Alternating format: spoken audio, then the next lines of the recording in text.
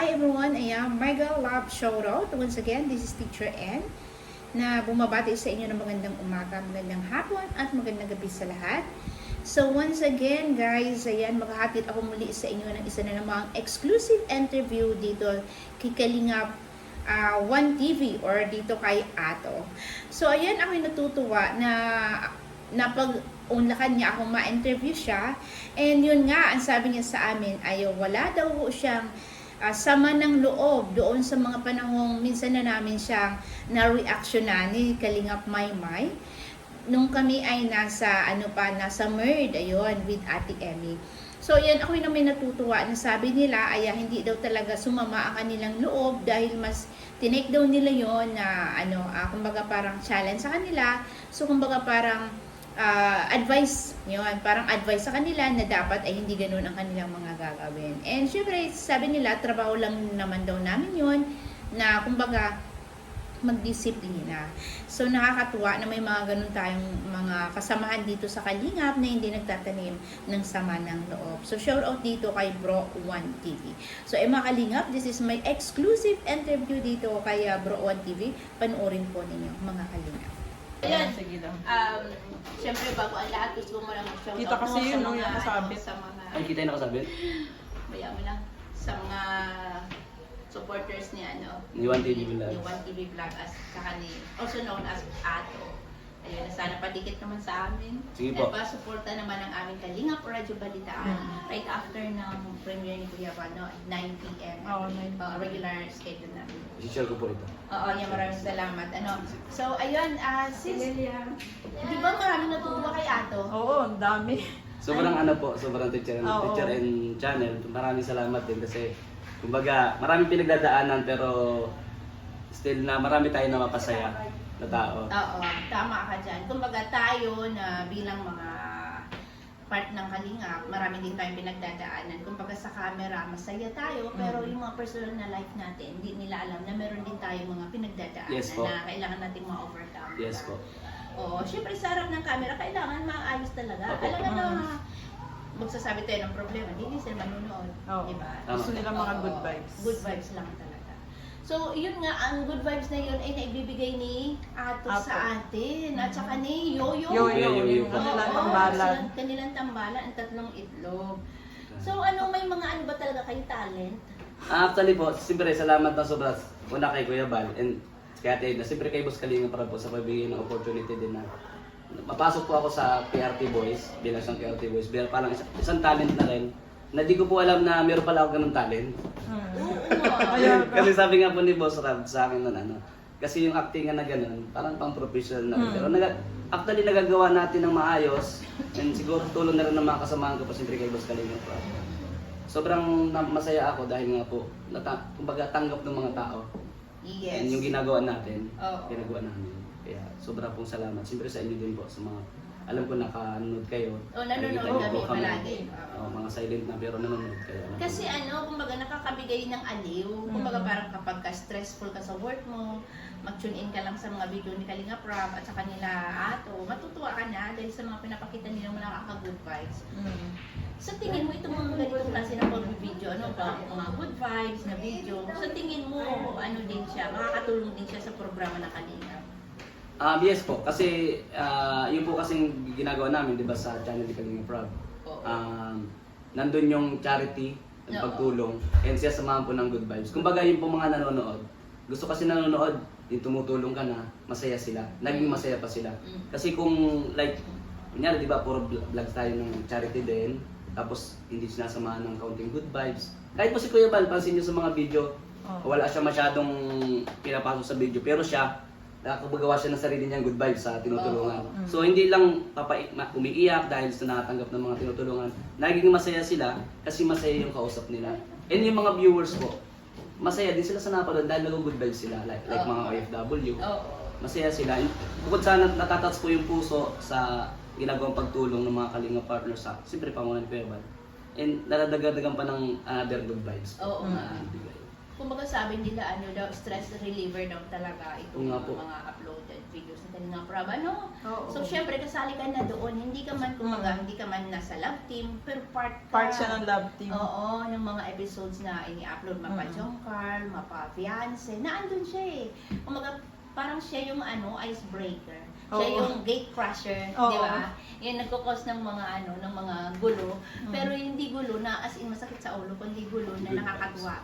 Di ba, meron tayong sina Dolphy, si Babalo, yung mga yan sila, yung mga Ano? napapatawa.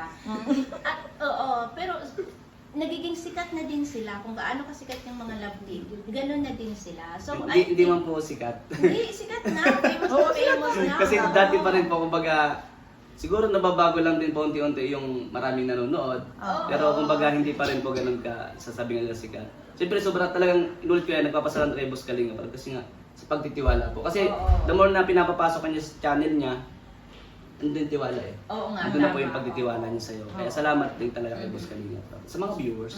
So, syempre, di ba, isa kang ano, married man. Yes po.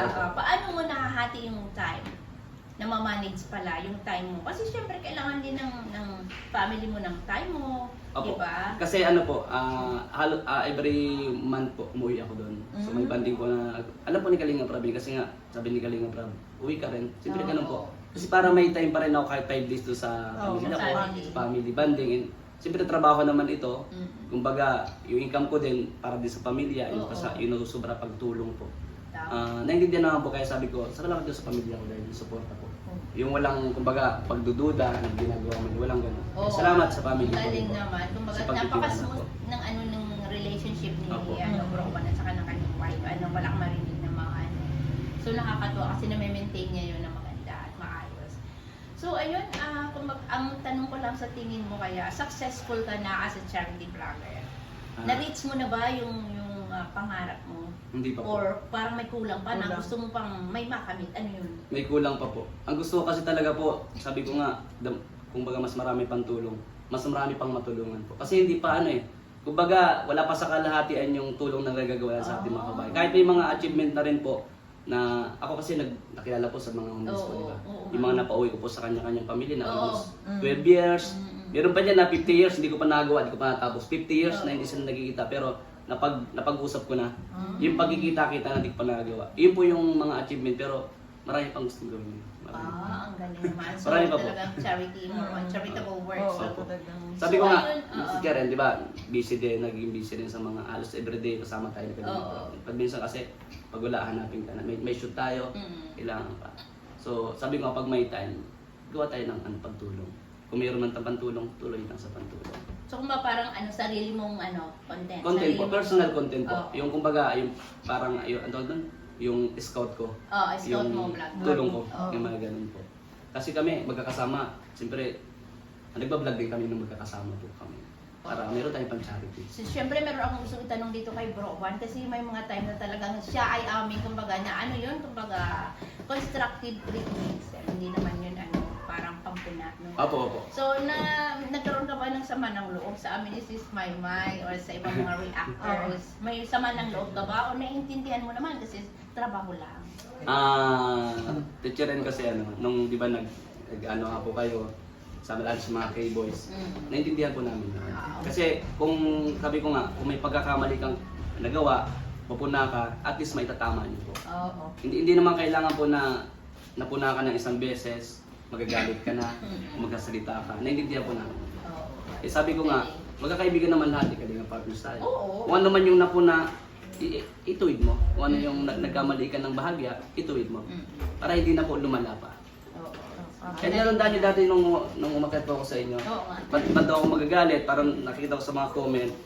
Kaya sabi ko, akit ako para malaman din nila na okay lang yan, wala nang Oo, problema. walang problema. Kung, kasi magkakasama tayo eh. Sino ba yung pupuna Oo nga. ng tama. pagkakamali? Kundi tayo din magkakasama. Alangan naman yung iba pa magsabing mali ka yan. Oo, ang galing. Di ba? Nakakatawa yung Yan lang po sabi ko yun. nga. Oo, trabaho lang. Trabaho lang. Tama po yun. Mm-mm. And So, siyempre, ayun. may ano ni Kuya Bal eh. May Oo. may Ano ni Kuya Bal Saka na may rules tayo. may rules tayo sinusunod. Kaya sabi ko, kung papansinin nyo rin naman, sabi ko nga, dati, ay, marami talaga pinaglalan dito. Oo, marami. Pero ano po yan, kumbaga sabi ko nga, ano lang, nasa ano lang tayo, nasa neutral lang tayo. Huwag tayong napuna ka, magalit ka, magagalit ka. magagalit Huwag ganon ka. kasi mali yun. Mali. Pero ngayon kung mapapansin nyo, wala nang gaanong issue. Bakit? Alam na nila yung mga, Oo, yung mga limitations nila. limitations. Wala na pasaway, di ba? Napapansin mo, wala na. Kaya ngayon napakaganda na ng flow ng Kalinga. Pinakababa. Kung meron namang mga nangbabas na andun sa labas. Pero ngayon wala na, di ba? Oo. So in 20 years, ano magiging si Ato? Oo. In 20 years. 20 years? 3 years pa lang po ako sa larangan. Kaya nga, in 20 years, we will look forward. Siguro po, Look forward tayo. look forward natin siyempre yung pagtulong hindi lang dito sa diet. Oo. Siguro sa iba-ibang lugar. Siyempre malay natin, isa sa atin, sana makilala, mas dumami yung subscriber, followers mo, mas madami yung pantulong mo, ikot ka. Pero huwag kang makakalimot dito sa diet. Oo. Tama. Sa diet. Kailan Kuya Bal? Yun din naman ang ano eh. Kumbaga, mawala ka man ng 1 linggo, 2 linggo, 3 linggo, punta ka dito kahit punta ka lang kay Kuya Bal. Kuya Bal, para naman sa ano to. Kung meron ka kung meron ka, punta ka kay Kalinga Prab. Kalinga Prab, COVID naman tayo. Tapos na. Di ba? Alayas ka ulit. Ganun lang. Huwag lang makakalimot. Ilang po kasi yung ano.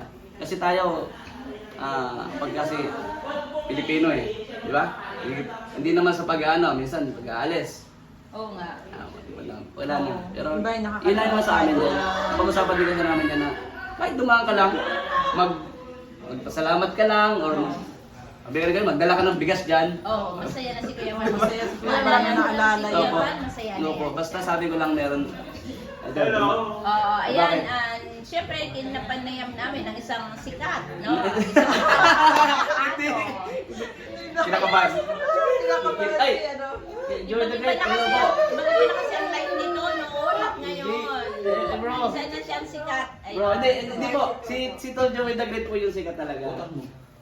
Utang daw, naniningil. Huwag ka naman magpahiya, nag-interview. Ayan, ay, maraming salamat at nakadami sa susunod. Huwag putulin. Hindi, walang utang. Magmano ka pa, ikaw na nga ang walang buhok. Ay, sorry. Sabay Ito lang, more subscribers, syempre, and viewers, para mas malaking yung revenue.